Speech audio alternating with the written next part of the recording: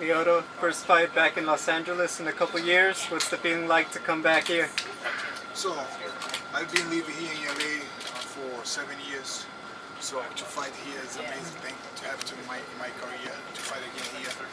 That time when I fought here, I just was moved to LA in 2012 against Ryan Bader. And now the feeling is the best, man. So I feel so happy to have this fight. Lyoto, what was attractive to you about this fight? Because you're kind of in the driver's seat. You could have gone to light heavyweight, maybe fight for that title, possibly even fight for the middleweight title. Why was Mousasi the guy that you wanted? To be honest, so I was very open to fight in any class, 205 or 185. But Bellator offered me to fight against Mousasi right after my fight, right after his fight against Colorado. I had the opportunity, and in order to be very active, so I believe that I cannot refuse fights, because if I didn't accept this fight, I only maybe would have a chance to fight for the belt against Lovato in November or December, or fight with against Ryan Bader maybe at the end of the year next year. So I like to have more than 1 or 2 fights, at least 2 or 3 fights a year. That's my plan. If you win, you want a title fight in either division, right? Yes. Yeah. When I win this fight on Saturday, so I'm gonna have my title shot. Definitely. Any preference as to what division? So, in terms of cutting weight, so it's very hard to cut to 185. It's not easy, because you have to do a very good diet, and also there is a process that you have to get to go through. So that's pretty much difficult. But I'll be pretty open. Whichever comes first, I'll be ready. Bellator's talking about possibly doing a show in Japan in December. You obviously are half Japanese. Would you be interested in fighting there? Of course, very interested to fight in Japan, because Japan is. I used to live in Japan for a year. I used to work for Antonio Inoki. And if I have a chance to come back and fight in Japan, that's going to be an amazing opportunity. Do you still keep in touch with Inoki? You talk to him still? Oh yeah, well, with his brother, because I get along with his brother more than Inoki. Inoki's a busy guy. It's very hard to get a hold of him, but probably in October I may go to Japan, then on vacation, and then I'll meet Inoki. Has Inoki ever slapped you or chopped you? Because you know that's one of the things that he does. Yeah, he did me. Yes. He did on me in my second fight, in my first fight in Japan. So he did 3 slaps. 3 slaps? No, not even 1, 3. After because or before? There is a legend that they say that when Inoki slaps you in the face, you have a success in your life. I said, no, I can keep slapping. Lyoto, what do you remember most about the first fight with Mousasi in terms of what he was able to bring?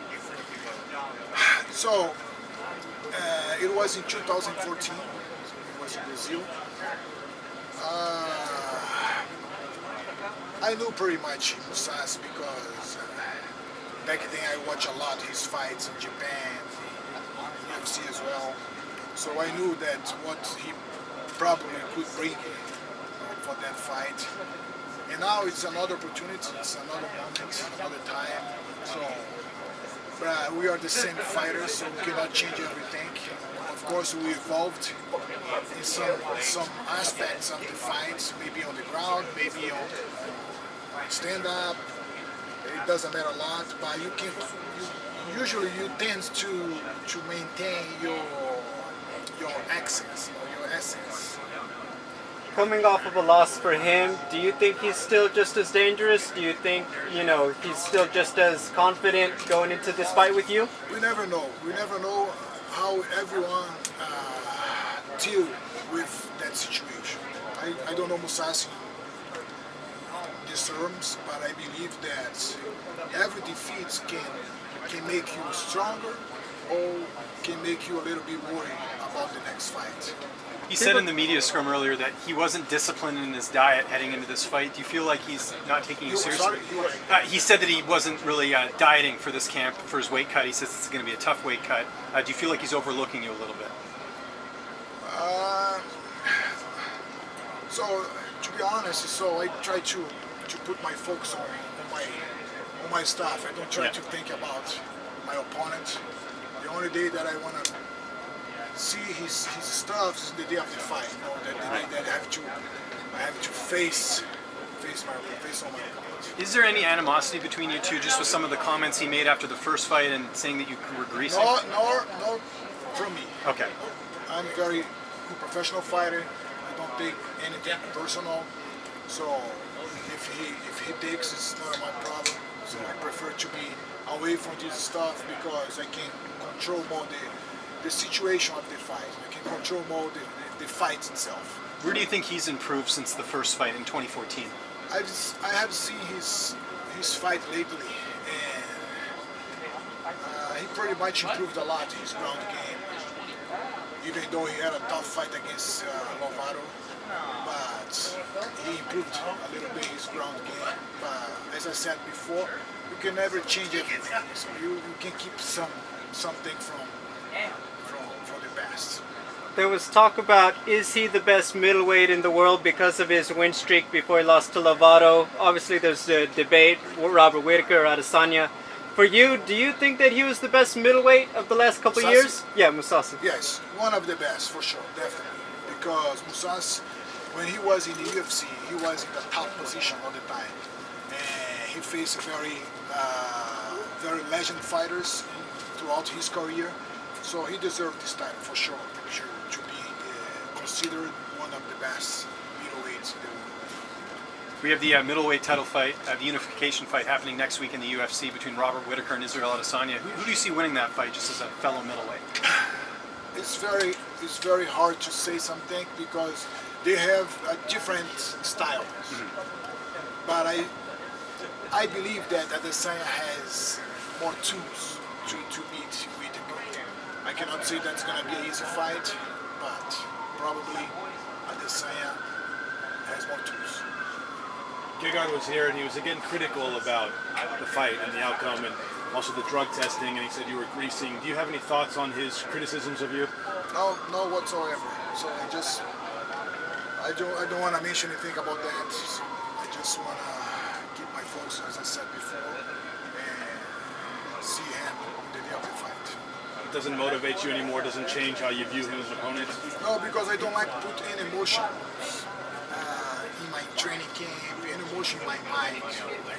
I gotta be away from that stuff. Because when you put some different stuff like that, some different when you're in an emotional state, really hype sometimes, it can bother you during the fights, before the fights. And we all know that our mind is everything. If you have your mind very calm, very ready for your next step, everything tends to be good. Is this something your father taught you? Like, where did you come up? Where did you start learning to fight without emotion? Like, was this always throughout your whole career? Since when I was a child, my father always teach me. He always was teaching me about the philosophy. That's the most important thing. To be honest, in martial arts, this stuff that you can bring to your real life to keep your emotional very calm, to know how to control everything. I think that's one of the tricky part of our life. Lyoto, it's almost been 5 years since your last fight with Mousasi. Do you plan on utilizing the same tactics? I'm gonna bring something new to the table. I'm gonna bring something new, but I cannot mention here because it's part of my strategy, of course. You guys are gonna see on Saturday night. Do you feel like you can handle his punching power? And if he decides to take you to the ground, do you feel like you have enough defense to win the fight? Of course. But my main goal is to not receive any technique from Mousasi, any punches and kicks. That's the main goal all the time, right? But I'll be ready. Thanks, guys. Lyoto. Thank you. What is your prediction for the fight? Which one? This fight? Me? Yeah. Gerard said he was going to do a knockout, that's Yeah, why. I'm gonna do a knockout. I'm looking for since the beginning.